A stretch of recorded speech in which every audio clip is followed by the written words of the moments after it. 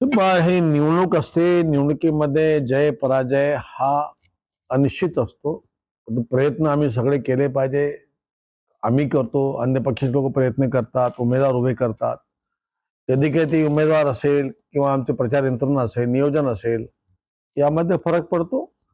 17 मध्ये नक्कीच आम्ही चांगलं यश प्राप्त केलेलं होतं जिल्ह्यामध्ये. यावर्षी यश आलेलं नाहीये, आम्ही मान्य करतो. मतदारांचा आभार मानलं पाहिजे आम्ही, आणि त्यांचा दिलेला कौल आम्ही मान्य केला पाहिजे. हे खरं आहे की सध्याच्या निवडणुकीमध्ये आणि जे स्थानिक स्वराज्य संस्थेमध्ये आम्हाला यश आलं होतं त्या तुलनेत फार कमी यश आलेलं आहे. आम्ही अपेक्षित ठरलेलो आहोत विजयामध्ये, हे खरं आहे. कल ठेवायची गरज नाहीये. एकदा सिम्बॉल आलं सगळे लोक कामं करतात, काही गरज नाहीये. कल असता तर विधानसभामध्ये आम्ही इतके विधानसभा क्षेत्र जिंकलेले आहेत. 6 पैकी 5 विधानसभा आम्ही जिंकल्यात बल्लाशाम चंद्रपूर जिल्ह्यामध्ये. तर तेव्हा हा कल वगैरे कधी आला नाही समोर. आता कशाला कल येणार आहे? हे पहा, मंत्रीपद आणि विजय असं असतंय की कधी कधी काय होते. आता 96 मध्ये शांतारामजी पोटके मंत्री होते आणि ते मंत्री असताना मी जिंकलो होतो. आता 19 मध्ये मी मंत्री होतो, तेव्हा काँग्रेस जिंकली होती. मग इथं मंत्रीपदाचा काय संबंध येत? मंत्री जो असतो त्या मंत्री जेव्हा बनतो किंवा आमदार बनतो किंवा कोणी खासदार बनतो, ज्या पदावर आपण आहोत, आमदारकी असेल, खासदारकी असेल, त्यांनी ज्या लोकांनी आपल्याला निवडून देण्याकरता मदत केली, नगरसेवकांनी, त्यांना विजयी करण्याची जिम्मेदारी आमची असते. मग त्यात मंत्रीपद जरुरी राहत नाही. नियोजन आणि श्रम असेल, परिश्रम असेल, प्लॅनिंग चुकलं असेल कुठेतरी, आणि अशा प्रकारे अपयश येऊ शकतं कधी कधी. ते आलेलं आहे, आम्ही मान्य केलं पाहिजे. मतदार आहे, मतदारांना जे आवडतं ते मतदार करतात. कोणाची निवडणूक यंत्रणा त्या पक्षाची चांगली असेल एवढंच म्हणता येईल. आहेत महानगरचं इलेक्शन आता लागलेलंच आहे. जिल्हा परिषद येणार आहे, पंचायत समिती येणार आहे. या पराभवातून नक्कीच आमचा पक्ष काही ना काही बोध घेईलच.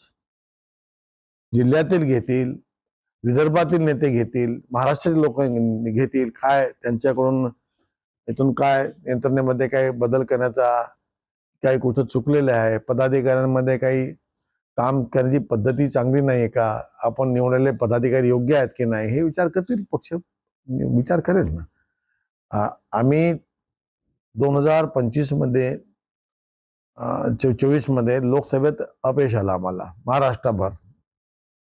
ताबडतोब आमची यंत्रणा एकदम जागृत झाली.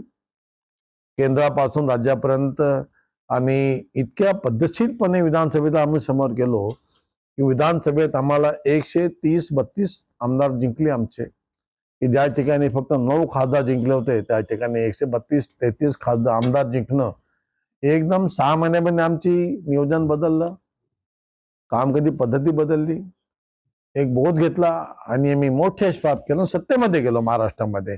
महाराष्ट्रामध्ये सर्वात मोठा पक्ष म्हणूनच नाही तर मुख्यमंत्रीपर्यंत आम्ही बनलो. आमचा पक्ष बसला आहे.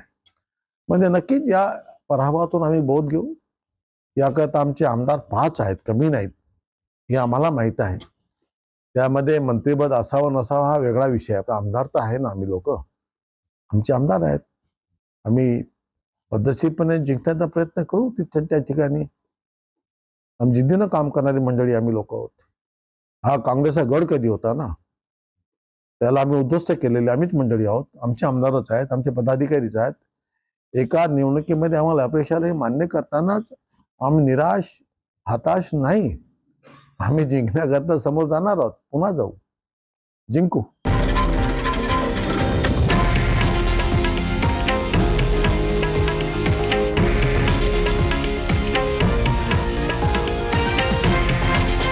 हे आहे देशातील नंबर 1 न्यूज नेटवर्क आणि आपण पाहत आहात TV9 मराठी, एकमेव.